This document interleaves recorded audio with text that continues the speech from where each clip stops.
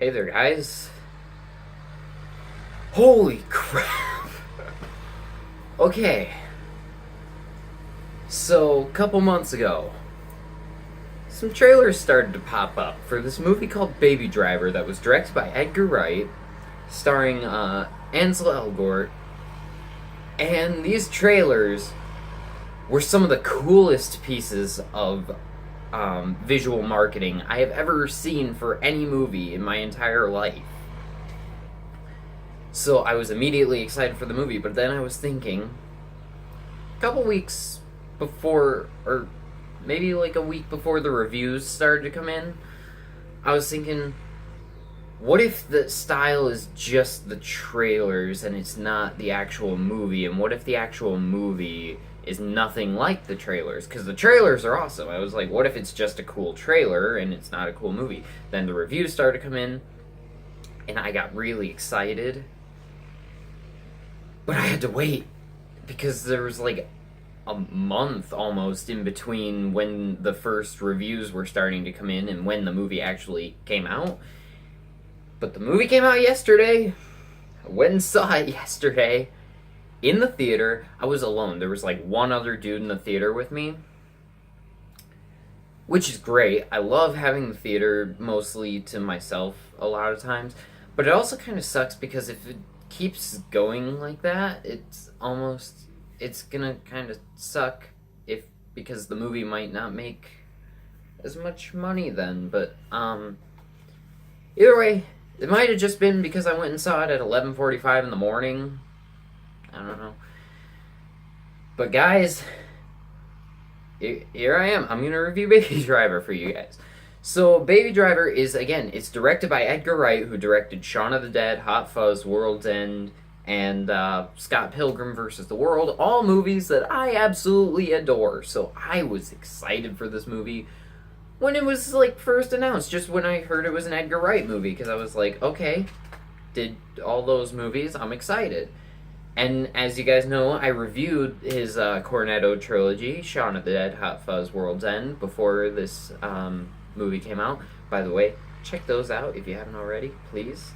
But so Baby Driver tells the story of Baby. He's this guy.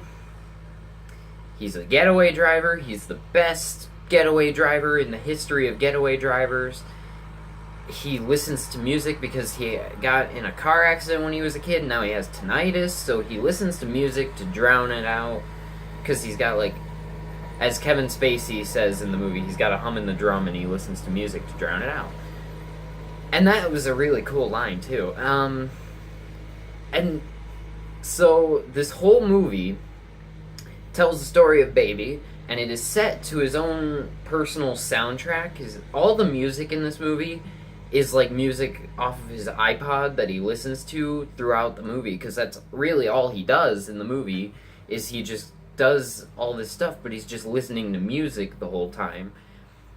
And I'm not going to get into any real spoilers here, but I will say that this movie had me hooked right from the opening scene. I'm not going to go too much into it, but basically what happens is they're in the middle of a job, and then he's waiting for them to come back, and he's listening to his music, and he's acting all, like, serious and stuff when they're around, but as soon as they're gone, he just starts, like, dancing around in the seat, lip-syncing along to the music, and then when they come back, he goes back to being serious. That had me hooked right from the very beginning, and that tone just kept consistent throughout the whole movie. And I gotta say, the cast in this movie is great. You have, again, Ansel Elgort plays Baby. He's great. You have Lily James, who plays his girlfriend Deborah. She was really good. And then you also had John Bernthal is in a very small role in the movie, but he was really good.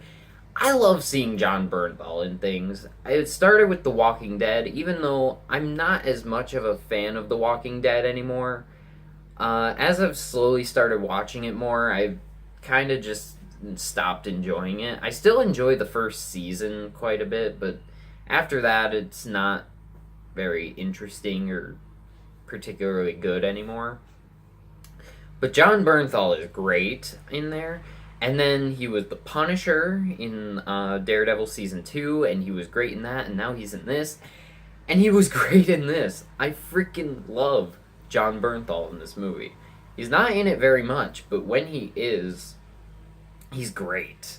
And then there are some the entire ensemble of this movie is great, but there are some clear standouts. The clear standouts are John Hamm, who I would have to say, if you're trying to find a character to pit as the main antagonist against Baby, I would have to say it'd probably be John Hamm. And then Jamie Foxx steals every scene that he is in this movie. He is hilarious. He is intense. He's got some pretty suspenseful moments too. There are some moments where you are kind of afraid of what might happen next. And then you have Kevin Spacey is in this movie. Kevin Spacey, let me say, he's an actor I don't see in a lot of movies. So when I do see him in movies, I'm just like, that's awesome. He is an amazing actor. I mean, I haven't seen him in a lot. I haven't watched House of Cards. I want to watch House of Cards because I just love Kevin Spacey, and I would love to just see him in more stuff, so I should probably watch House of Cards eventually. I just don't really have the time with all the other movies and TV shows I'm trying to catch up on. I don't really have time to start a new one. But, yeah, Kevin Spacey was great. He is a character where you're afraid of him in the way that, like, you're afraid of a mob boss. Like, just the threat of the fact that the baby knows him is enough to kind of be scary in a way. And you don't really know, like, where his allegiance lies until near the end of the movie. And it was really cool to kind of flip-flop in your mind, because in the movie he says a lot that he and Baby are friends, but then he also threatens him quite a bit, and he seems to have a more business mindset in his relationship with Baby. So you don't really know, like, which side of the coin he is really on until about the end of the movie. And it was just kind of cool, because it kept me guessing through the whole movie. I was like, oh, is he going to be, like... Because I thought he was going to be the main bad guy of the movie. So, it was kind of cool to see where, like, in my mind, I kept flip-flopping. I was like, oh, maybe he will be his friend. Oh, no, maybe he'll be the bad guy. Maybe he'll be his friend. Maybe he'll be the bad guy. Just keeps you guessing throughout the whole movie. And then, I gotta say, guys, the action sequences in this movie are incredible. The stunt work, the choreography, the way it's shot. Edgar Wright knows how to shoot some great action. Again, action in Shaun of the Dead was alright. Action in Hot Fuzz was great. And the action in The World's End was incredible. I haven't seen Scott Pilgrim in a few years, and I can't remember if there's really even any action in there.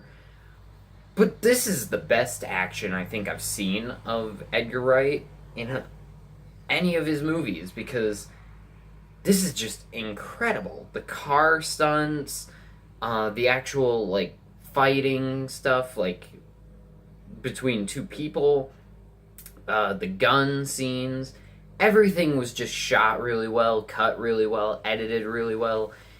A lot of it, again, is set to music, so you have scenes that are cut to the music that is playing in the background, and it goes throughout the whole movie, basically, and it's great. It is one of my favorite things about this movie.